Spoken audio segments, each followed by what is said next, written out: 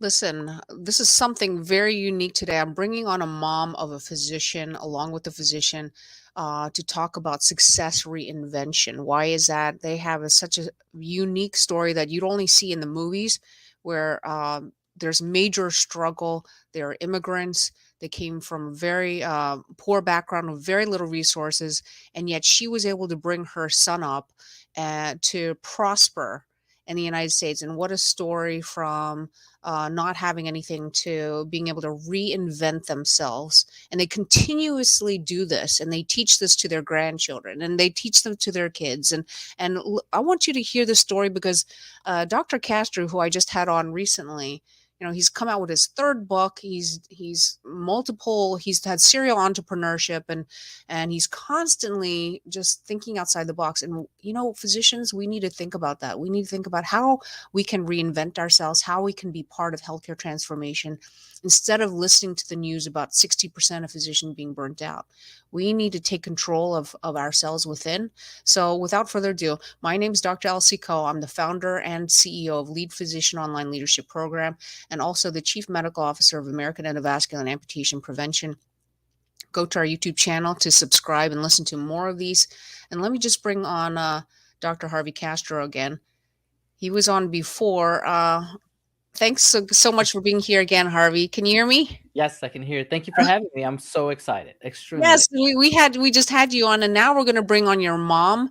And before we do that, just tell us a little bit about this book. We're really focusing on this book that both you and your mother have written in. I mean, this is your story behind it. We'll bring her before we bring her on. Just tell me a little bit about your mother.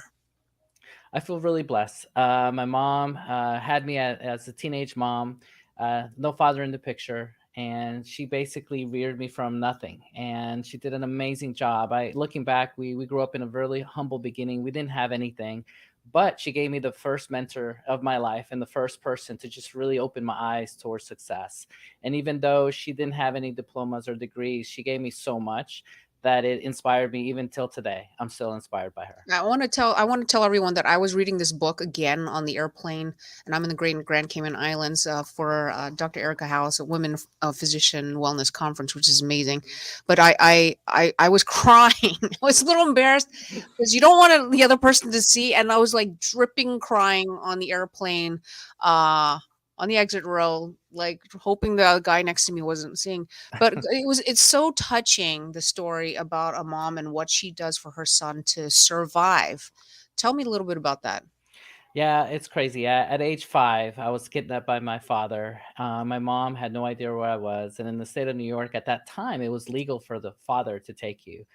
But he shaved my head, moved me to another house, and my mom went on a journey just to look for me. And so she quit her night job so that she could find me. And every day she made a map of New York and breakfast, lunch, and dinner and breaks. There she went everywhere in New York, just looking for me at all the local schools, hoping that she would get to find me one day. And she did. After 6 months, she actually found me at a school, coming out of school one day.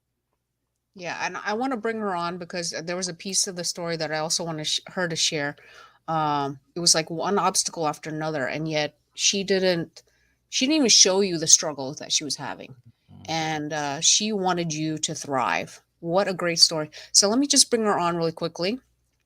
Hello there, Miss Garcia. Nice to have you here. This Well, is thank you for great. having me. Thank you. Yes, I want to I want to I want you to, first of all, what an amazing story. You wrote a chapter also in this book, Success Reinvention, and I encourage everyone out there who's listening, who's interested in inventing yourself. We all need to think about that. Think about and what Harvey says, you know what? My mother did this for me. If you don't have a mother or a parent who's like that, you could borrow my mom. Tell us a little bit about what he means by that. And Well, I also want to say one more thing is that the story that you tell, Ms. Garcia, at the end of the chapter of this book is what really got me today. Really emotional is you ended up having cancer and you hid that from him. Why did you do that? yes, I did. I did because I wanted my son to continue studying. I knew that the moment I would tell him that I was going through what I was going through. I knew he was right away was going to leave his studies, and I remember telling him, "No, you don't do that. If Yeah, you do that, then by not having you pursue your dreams, become a doctor, that's going to kill me more than the cancer." And yeah. that's why I wanted him to continue. Unbelievable. Yeah, that was I mean, not that, I'm encouraging anybody not that I'm encouraging anybody to do that and not tell their kids, but I'm just saying just the entire path, your entire life path, the obstacles that you went through, how you're relentless and you had your why. So like the whole point of this podcast is kind of just to help everyone believe, right? About this author, this, you guys are both authors of this book, success reinvention, which means, how do we even think about how we're going to continuously deal with what's going on in front of us, instead of saying, oh my God, this is the end. Oh my God, I don't know if I can live another day working in this job. They're not listening to me. I'm so unhappy. What is your message and what's the recipe for success here? How can we start thinking about reinventing ourselves and living a better life? I will say there's every day there's a new opportunity for things you want to do, and if you like what you do, if you like to work, be the best at it. Be the best be the best at what you do, Right, and always have a plan of where you really want to be, and right, do that because if you do whatever you like, you'll be the best at it always. right. And I saw what you said in the book that you say, uh, you got to start with your reason why. Can you talk about that a little bit? Like, Right. what was your why? What was your why that got you through all these hurdles, including having an abusive husband who kicked Harvey when he was 6 months old? What was your why? My why was my son because I saw the potential in him, his intelligence, and I knew I had to do something in my life to continue. And education is so important. Right. You Um, you had you when you had him, you didn't even have your high school degree, and now you're an ultrasonographer, RDMS. DMS, Yeah. yes. So tell us a little bit about, like, how the heck did you do all of that? Raise a kid, have four different jobs, make it happen, and then be able to put food on the table. Well, I think back when I was a child, back in Colombia, you really they your parents or your guardians they always tell you how important it is to study and to become someone. And when I saw myself expecting a baby and with no education, that will be like in the back of my mind, like, oh my God, what am I going to do now? I need to study, do something, because what's going to happen? Wow. And I think that helped me a lot of continue through that path. There's a lot of people who would say, well, I can't do that. That's too hard. No one's ever done that before. I'm too far along in life. But you didn't do that. But you're saying that Yeah, it was your family, it was your son that kept you going. right. You have to have that Yeah, reason why. exactly. If you have the reason, you'll be able to Reinvent get yourself. ideas of what to do and keep on going regardless and just keep strong at it and and always have in your mind why did I have to do this and why did I have to get up at 4 o'clock in the morning, and because there's a reason you have to continue doing what you have to do. Like, so it's never too late to study, it's never too late to do what you like to do. Yeah, Harvey, do you have any comments to say about what she's saying? Yeah, I was so motivated. This is a touching story. Later, and I found this out like within the last few years. Later, I asked my mom. I told her, "Hey, you motivated me to become a doctor. You going to school, you doing amazing. Uh, that's why I became a doctor. I was so impressed and I was so moved." And it broke my heart. And her answer back was, I was worried that you were going to be embarrassed of me, and I knew you were going to be a doctor one day, and I wanted you to be able to tell others that I was also educated, and I went back to school. That's So in a wonderful. sweet way, we both motivated each other to do more. Yeah. That strong why we both had just to keep improving. And the last big story that I love about my mom is she's learning all these different techniques of ultrasound, and she's going on YouTube and asking friends to teach her. And she's always reinventing herself and making herself better and better. And, she's at retirement age, yet she's still going hard. And that's such an inspiration still for me. Yes, that's so good. That is so good. I love that. Constantly thinking outside the box, growth mindset. I see all over the place. You guys both told me, and this is what we discussed right before we got on, is what is the recipe for success? How about figure out what your why is, and then let's set a goal, right? And then let's set a timeline. Can you talk a little bit about that?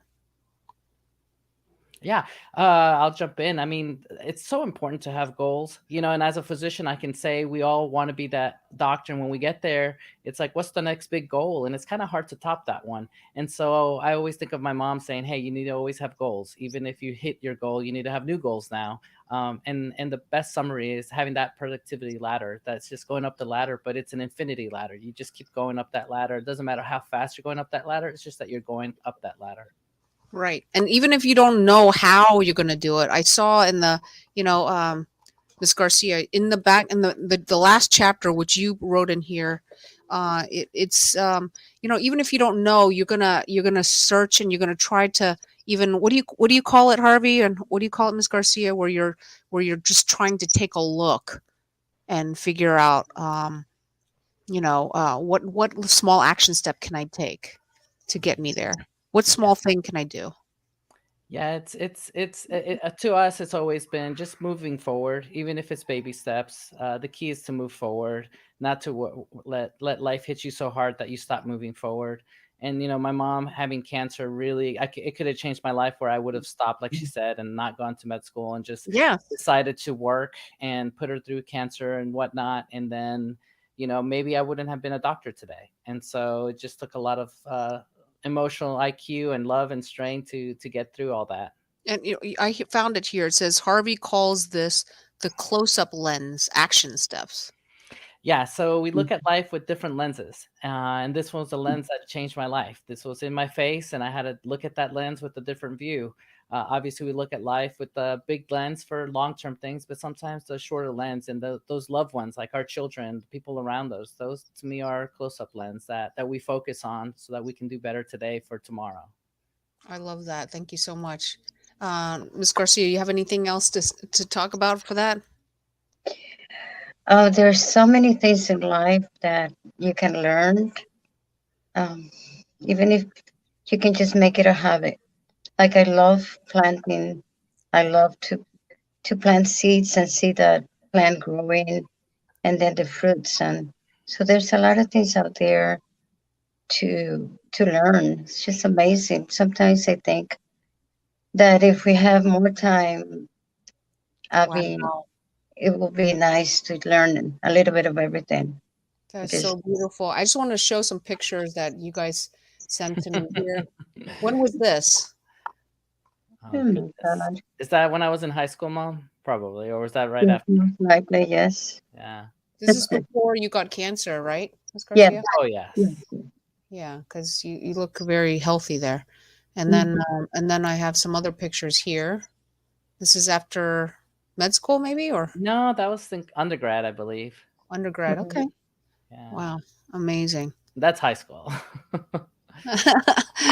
Your mom looks so young. She looks the same age as you. And She's then one always. last picture here that you showed me. What is that of? Oh, that's my grandfather, my grandmother, and my mother. That was at my wedding. Right. Oh my God. Thank you. Thank you so much for sharing this. Again, guys, if you are interested, he's got a website, Success Reinvention. I know he's got some tips and tricks for you there. Go check out his book. This book, it will give you the recipe for success, and we just touched on it just briefly on what it is that he's telling you to do. I mean, and it's also nominally priced. Just obviously, you want to reach a bigger audience. I commend you on that. And now you've already written not only this book on ChatGPT, and we just spoke about that before, but now you have another book out, and you told me there's even a fourth book on the way. Yeah. Talk about reinventing yourself over and over, Harvey. Yeah, I just love it. And I love what I do. And I love being a physician and giving back to the community. So this is just another way of giving back, not the traditional way, but just a different way. Oh gosh, thank you so much. You're inspiring me, and I hope you're inspiring a lot of people who are listening right now. So let me thank you everybody for listening. Again, this is Dr. Elsie Coe. If you have a topic on physician leadership or something that can be inspiring for all of us in this day and age, we need it. Please reach out to me at info@drlcco.com.